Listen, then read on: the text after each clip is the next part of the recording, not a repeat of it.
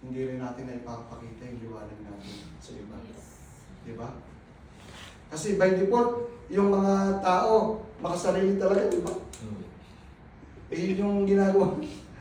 Yung bang hanggat maaari, ikaw yung sa pila, gusto mo, ikaw yung mauna. Pag naandun sa biyahe, nagmamaneho ka, gusto mo, overtake, lampasan ng iba. Yung mga ganung mga bagay, gusto mo lagi una. At inip na inip ka, pag ikaw yung nahuhuli. Pag gusto mo hanggat maaari, ikaw yung makalampas sa kanila. Naandun yung puso natin, di ba ngayon, by default, selfish yun yung ating dapat ma-overcome. Kailangan magliwanag tayo at lagi nating isipin yung iba. Amen naman. So, in conclusion with this, no?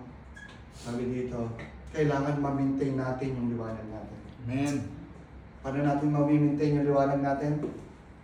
Parang yung battery, yung cellphone natin, paano siya ma-maintain na fully charged? Pray, dapat tama. Pray, dapat lagi kang naka-charge sa kanya, no? Tama siya. Always connecting with God. Tama si ate. You have always to connect. Kasi, di ba pag inalis mo sa plug yung mobile mo, kagagamit mo, nagdi-discharge. Pero pag nakasasar siya, walang panahon madi-discharge siya, di ba? pag ginagamit mo. Dahil lagi kang naka-charge sa source. Lagi kang naka-charge tayo. Pag lagi tayong nakakonect kay Jesus, ay malabo tayong ma-discharge, mga kapatid. Malabo tayong mag-worry, hindi tayo mag-worry, hindi tayo mag-aalala, hindi tayo matatakot. Dahil nakakonect tayo doon sa light, the powerful God. Ano po? Kaya nga kung titingnan natin, yung light natin talagang, kung minsan simple lang, nag-uusapan natin yung liwanag dito sa room. Alam nyo ba, pag yung light concentrated, nagiging laser siya. At yung light na yung kayang pumutol ng makakapal na bakal through that light, because of that laser.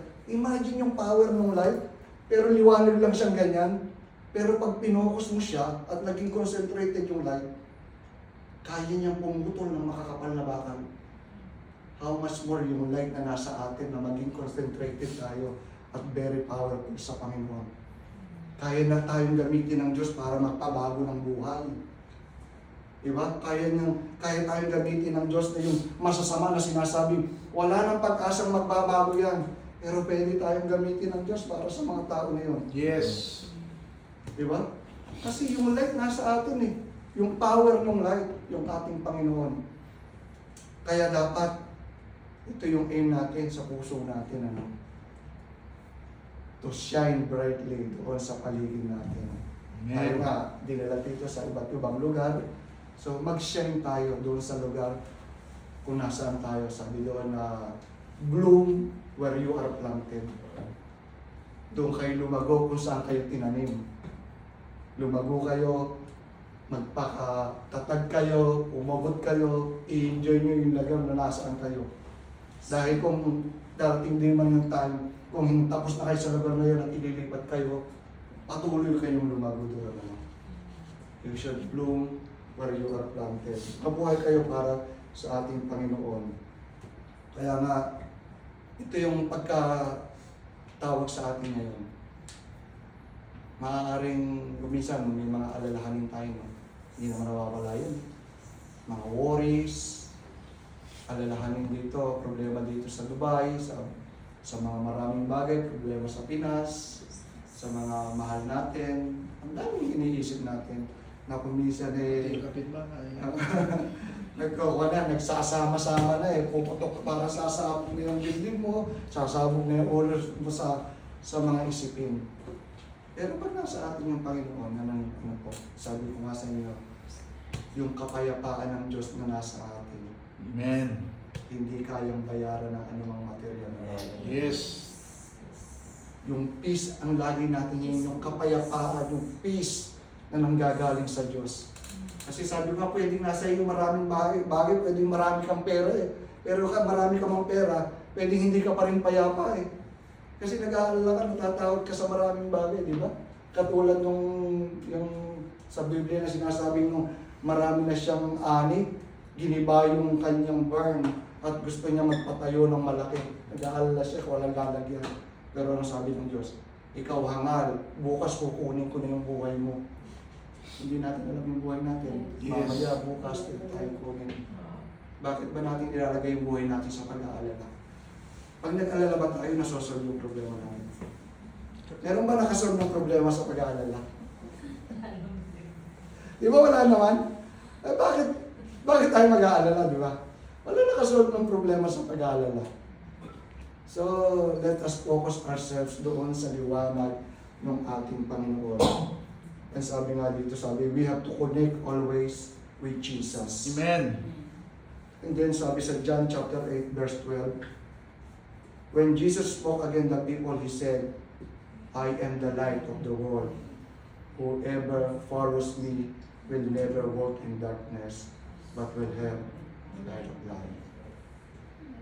Hindi na tayo lalakad sa kadiliman, mga Yes. kapatid.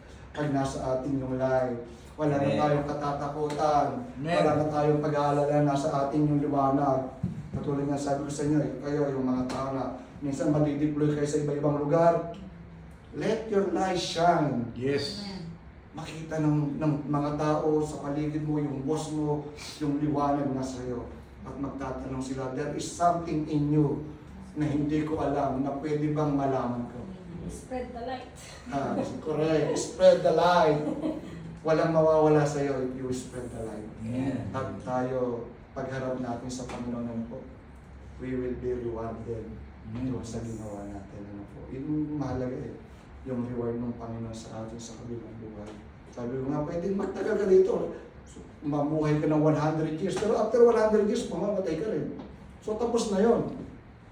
Ang pinag-uusapan ngayon is yung panghabang buhay, yung topic kahapon sa amin sa eternity ni PJ. So saan ka pupunta? Doon ka sa eternity na kasama yung Diyos. Dalawa lang naman yung pamimiliin mo. Hell or heaven. Sino ba yung gusto sa hell? Lahat gusto sa heaven? Amen. Oo, lahat gusto sa heaven. Sabi ni PJ kahapon, a place of no more. No more tears, no more worries, no more sickness. Ang sarap ng buhay doon. Yes. Tapos yung dinadaanan mo, Gold. gold, yung wall, jasper. Dito, nilalakaran mo daw doon, gold. Kaya nga merong isang kwento na isang mayaman daw namatay. Ang bilin lang doon, pag namatay siya yung mga gold niya, dadalhin niya. Kaya pagpasok daw sa langit, pag harap daw kay Peter, ano yung dala mo? Gold.